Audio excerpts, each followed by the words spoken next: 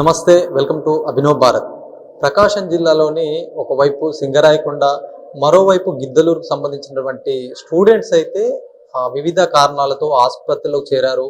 వాళ్ళని పరామర్శించడానికి మంత్రి బాల వీరాంజనేయ స్వామి కూడా వచ్చి పరామర్శించారు. అసలు ఏం జరిగింది అని ఒకసారి మనం చూసుకుంటే కనుక 21వ తారీఖు ఇక్కడ గిద్దలూరుకు సంబంధించినటువంటి వెల్ఫేర్ కళాశాలలో చదువుతున్నటువంటి శివకుమార్ అనే విద్యార్థి పాము కాటుకు గురై ఆసుపత్రిలో చికిత్స పొందుతున్నాడు ప్రస్తుతం.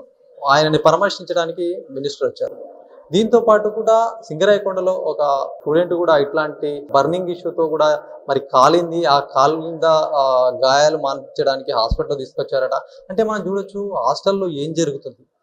హాస్టల్లో విద్యతో పాటు కూడా వికాసం నేర్పించాలి వాళ్ళకి. అన్ని అంటే సదుపాయాలు బాగుండి దీనికి పర్యవేక్షించాల్సినటువంటి అధికారులు ఏం చేస్తున్నారు? ఒకవైపు ప్రభుత్వం చెప్తుంది నాణ్యమైన విద్య అందిస్తాము, హాస్టల్లో బోధన వ్యవస్థను పెంచుతాము, మంచి తిండి పెడదాము, ఇట్లాంటి అన్ని చెప్తున్నప్పటికీ ఎక్కడ నిర్లక్ష్యం తాండవిస్తుంది. ఒక కళాశాలలో కావచ్చు, హాస్టల్లో కావచ్చు, పాము రావడం అంటే దీన్ని చాలా కొట్టిపడేయడానికి వీలైనటువంటి పరిస్థితి అయితే నెలకొందని చెప్పొచ్చు. ఆ తల్లిదండ్రులు బాధపడుతున్నారు. మరి బాత్రూమ్కు వెళ్ళినటువంటి శివకుమార్ పాము కాటుతో చికిత్స పొందుతూ ఇప్పుడు హాస్పిటల్లో ఉన్నాడంటే కారణం ఎవరిది, నిర్లక్ష్యం ఎవరిది అని చెప్పి చాలా క్వశ్చన్స్ అయితే రేజ్ అవుతున్నాయి. ఒకవైపు మంత్రి యోగక్షేమాలు తెలుసుకోవడానికి ఆసుపత్రికి వచ్చారు. అసలు ఎందుకు జరిగింది అనే అంశం పైన ఒకసారి పేరెంట్స్ ఉన్నారు, వాళ్ళు ఏం చెప్తారని మాట్లాడే ప్రయత్నం అయితే చేద్దాం. అమ్మా, ఏం జరిగింది? శివకుమార్ మీకు ఎంతమంది అమ్మా మీకు పిల్లలు? ముగ్గురు, ఇద్దరు ఆడపిల్లలు, ఒక అబ్బాయి. అబ్బాయి ఏం చదువుతున్నాడు శివకుమార్? 11. ఇంటర్ ఫస్ట్ ఇయరా? ఏం జరిగిందంటమ్మా? మీ ఏం జరిగిందని మీకు ఎట్లా తెలిసింది అసలు పాము కాట అని చెప్పి ఇప్పుడు చెప్తున్నారు? ఇంటికాడ ఉన్నాము, మేడం ఉన్నా సార్.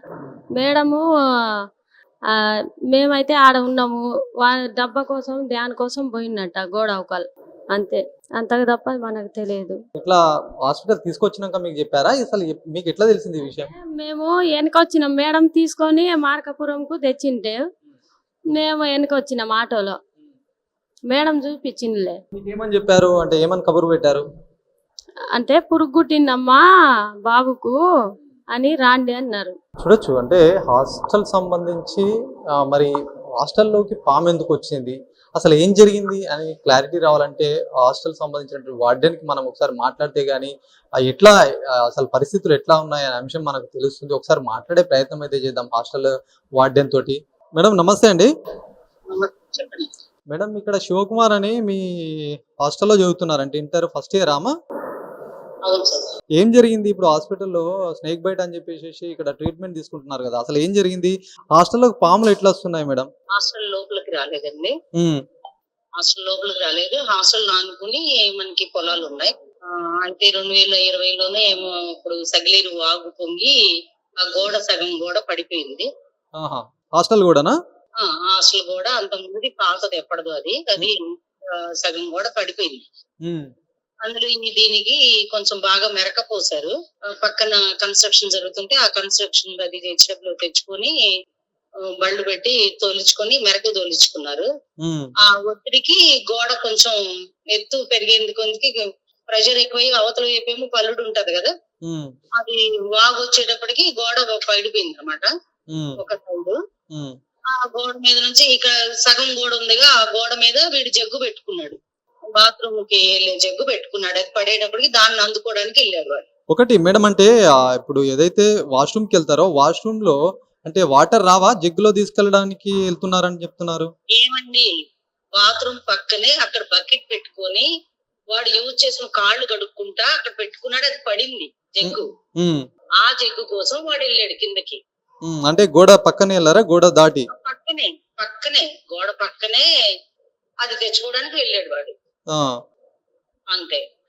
అక్కడ అయితే బాత్రూమ్లు లెట్రిన్లు అంతా కూడాను అంతా రెనోవేషన్ చేశారు. మంచిగా బాత్రూమ్స్ కట్టారు, లెట్రిన్స్ కట్టారు. లెట్రిన్స్ మంచిగా ఉన్నాయి, అవే యూజ్ చేసుకుంటారు వాళ్ళు. పక్కన పొలం ఉన్నదండి. ఆ పొలంలోకి పాములు తిరగవా సార్? పాములు తిరగవా? పాములు తిరగని ప్లేస్ ఉంటుందా? ఆ పక్కన పాములు ఉంటాయి కదా, ఉండకుండా ఉంటాయా? పొలం పక్కనే పొలం కదా, ఆ పొలంలో ఉండుంటాయి. మీ హాస్టల్ సంబంధించి వీడు ఆ టైంలో మెలకుండా ఊరుకుని రెండో రోజు పొద్దున్నే తెల్లారిన తర్వాత తీసుకుంటే సరిపోయి ఉండేది. ఆ జగ్గు కోసం వాడు ఒక అడిగేశాడు ఏముందిలే అనేసి.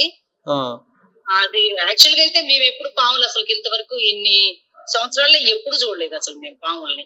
ఇంకా అదంతా కూడా క్లీన్ చేయించాం మండలన్నీ. మా వాళ్ళ ఈ ముళ్ళ పొదలు ఉంటే అవన్నీ క్లీన్ చేయించి ఉంచాం. మ్మ్. ఈ కన్స్ట్రక్షన్ న్యూ కన్స్ట్రక్షన్ చేశారు మంత్రి గారు వచ్చిన తర్వాత. ఓకే. మంత్రి గారు దీనికి 30 లక్షలు రెనోవేషన్ కి ఇచ్చారు. మ్మ్. ఆ వర్క్ అంతా జరిగింది చక్కగా నీట్ గా. ఆ మ్మ్. దానికి కంచె వేపిద్దామని, అంటే గోడ లేదు కాబట్టి కంచె వేపిద్దామని చెప్పేసి అని అవన్నీ కూడా కంపలన్నీ కూడా తీసేశారు నీట్ గా. ఆ నీట్ గా ఉంది కాబట్టి వాడు అడిగేశాడు దానిలో, లేకపోతే వీడంటే అసలు అడిగే వేసేవాడు కాదు. నీట్ గా ఉందని అడిగేశారు, మరి ఆ ప్లేస్ లో స్నేక్ వచ్చిందా? కంప కొట్టేశారు కదా, కంప మీకు అర్థమవుతుంది, ముళ్ళ కంప ఉంది, ఆ, ఆ గోడ కాదుకొని కంప పెరిగింది. మ్మ్. ఆ కంపని ఏం చేశారంటే ఈ న్యూ పోల్స్ వేసి తీగ చుట్టిద్దామన్న ఉద్దేశంతో కాంట్రాక్టర్ తో మాట్లాడితే అవి తీగ చుట్టిద్దామని మొత్తం అంతా తీసేశారనమాట. ఆ కంప మొత్తం లాగేశారు. మ్మ్. కంప ఉంటే వాడు అసలు అడుగు కూడా వేయడు, జగ్గు పడినా వాడు తీర్చుకోవడానికి మార్గం ఉండదు కదా. ఇది ఇప్పుడు నీట్ గా ఉండేటప్పటికి ఏం ఉండదు అనుకుని ఉంటాడు, ఒక కాలు పెట్టారనమాట. అంటే ఎవరు లేరా మేడం అప్పుడు ఆ సమయంలో అక్కడ ఎవరు లేరు? బాత్రూమ్ దగ్గర ఎవరు ఎట్లా ఉండేది? చూసారు? అంటే ఆ అబ్బాయికి ఇట్లా స్నేక్ బైట్ అని మీకు ఎట్లా తెలుసు అంటున్నాను. బాబు ఇటు రాగానే ఏదో పొడుచుకున్నట్టుంది, ముళ్ళు పొడుచుకుందేమో, అవన్నీ అది ఫారిన్ కంప కదా, మ్మ్. ఆ ఫారిన్ కంప అదేమన్నా పొడుచుకుని ఉంటది అనేసి వాడు యువతలకు వచ్చి బాబు వాచ్మెన్ తో చెప్పగానే వాచ్మెన్ హెచ్డబ్ల్యూ చెప్పారు, హెచ్డబ్ల్యూ వచ్చారు. చూసి అది స్నేక్ బైట్ అయి ఉండొచ్చని అమ్మటే పక్కనే ఉన్న హాస్పిటల్ తీసుకెళ్లారు. హాస్పిటల్లో వాళ్ళు టెస్ట్ చేశారు. అది కొంచెం పాయిజన్ అనేది సిమ్టమ్ కనపడంగానే వెంటనే వాళ్ళు యాంటీవీనమ్ ఇంజెక్షన్స్ ఉంటాయి కదా, అవును. సెలైన్ పెట్టేశారు, యాంటీవీనమ్ ఇంజెక్షన్స్ పెట్టేశారు. నాకు కాల్ చేశారు, నేనే మాట్లాడేది. నాకు ఫోన్ చేశారు, నేను వెంటనే వెళ్ళిపోయాను. తర్వాత వాళ్ళకి ఏంటంటే ఈ ఆక్సిజన్ పెట్టడానికి మా దగ్గర లేదు మేడం ఎక్విప్మెంట్, తర్వాత ఇబ్బంది అవుతుందేమో అని అంటే, సరే ఎక్కడికి రాస్తారంటే మార్కాపురం అంటే మార్కాపురం తీసుకెళ్ళాము. మార్కాపురంలో కూడా వాళ్ళ దగ్గర లేదన్నారు, వాళ్ళు ఇక్కడికి రిఫర్ చేశారు. వెంటనే అదే దాంట్లో అంబులెన్స్ లో మళ్ళీ మేము అంబులెన్స్ 108 కొట్టగానే 108 వచ్చేసారు. వెంటనే అక్కడ తీసుకొచ్చాము. అక్కడ వాళ్ళు కూడా బాగానే మనకి సహకరించారు. ఈ వీళ్ళు కూడా వెంటనే తీసుకోవడం వల్ల బాబు మనకి ఇబ్బంది లేకుండా అయింది. మెడికల్ పరంగా మనకు అసలు ఎటువంటి ఇబ్బంది లేకుండా అక్కడ స్టాఫ్ కానీ, ఇక్కడ గెద్దలూరు వాళ్ళు కానీ, మార్కాపురం వాళ్ళు కానీ బాగా సహకరించారు, 108 కానీ. అది ఇట్లాంటి ఘటనల పైన మీరు ఎట్లా ముందుకెళ్తారు, మరి ఎట్లాంటి జాగ్రత్తలు తీసుకుంటారు?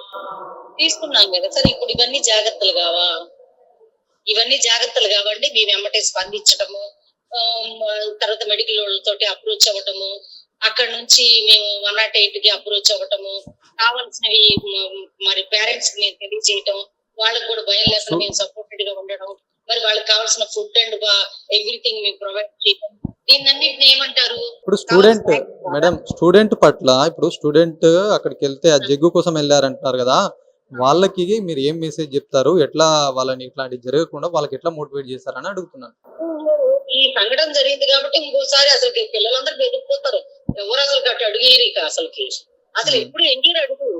అదేదో జగ్గు వీడు అనవసరంగా ఆ గోడ మీద పెట్టడం వాడు చేసిన పని, అది కొంచెం అది డొల్లడము, మళ్ళీ ఆ జగ్గు పోతే ఎట్లాగా అన్నట్టుగా వాడు ఆ జగ్గు తీసుకోవడం జరిగింది.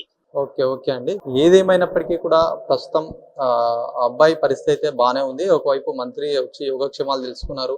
మరి ఇట్లాంటి ఘటనలు జరగకుండా కూడా ప్రతి హాస్టల్ సంబంధించి కేర్ తీసుకోవాల్సినటువంటి అంశం ఎంతైనా ఉంది. మరి ఇప్పుడు క్షేమంగా ఉన్నారు కాబట్టి చాలా తల్లిదండ్రులు సైతం కూడా వాళ్ళకు ఎలాంటి బాధ అయితే లేదని చెప్పొచ్చు. కొద్దిగా ఉన్నప్పటికీ కూడా అది త్వరగా కోలుకుంటారని చెప్పి డాక్టర్లు అయితే చెప్తున్నారు. మరి ప్రభుత్వం కూడా చర్యలు తీసుకోవాలి, ఎందుకంటే ప్రవారి కూడా ముందే వర్షాకాలం ఉంది కాబట్టి వర్షాకాలంలో ఇట్లాంటి క్రిమికీటకాలు, పురుగులు, పాములు సైతం కూడా తిరుగుతూ ఉంటాయి. ఇట్లాంటివన్నీ దృష్టి పెట్టాలి. ప్రతి హాస్టల్లో ప్రతి ఒక్క ఏదైతే చుట్టుపక్కల వాతావరణం ఎట్లా ఉంది, దానికి సంబంధించిన పరిసరాలు ఎలా ఉన్నాయని చెప్పినా కూడా ప్రతి ఒక్కరు దృష్టి సారించాల్సినటువంటి అవసరం ఎంతైనా ఉందని చెప్పచ్చు. కెమెరా పర్సన్ సందీప్ తో శ్రీనివాస్, అభినవ్ భారత్, ఒంగోలు నుంచి.